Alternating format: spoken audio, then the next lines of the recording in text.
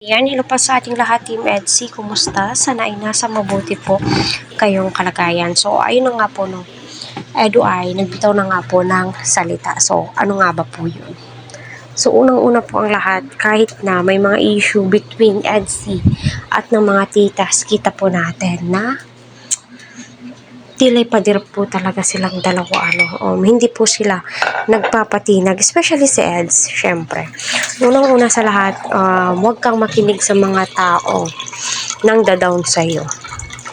Kasi, kaligayahan nilang nakikitang nagsasuffer kayo, hindi kayo masaya, pero ipakita niyo na matatag kayo at strong kayo.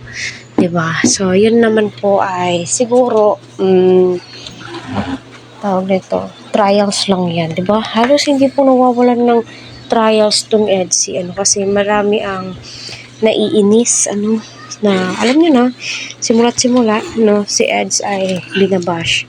At kita naman po natin, so, yun na nga po, sabi nga ni Beyonce, baka susuko ka na, sabi naman po ni Eds ay, wala daw po sa vocabulary po niya na siya ay sumuko.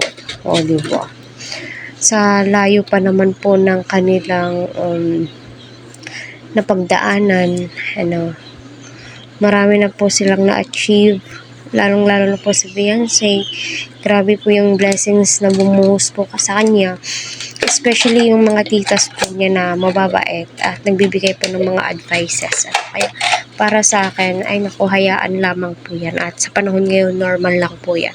Pero minsan ay isipin po natin kung hanggang saan lang po tayo, at saka yung boundaries po natin, diba? Kasi napakahirap naman po yung sitwasyon na ganyan, diba? Kasi alam niyo, napakapangit yung pinapangunahan mo, inuunahan mo, diba? So, minsan tinatanong na lang po ni Beyonce kung susuko na ba si Eds, kaya go lang ng go.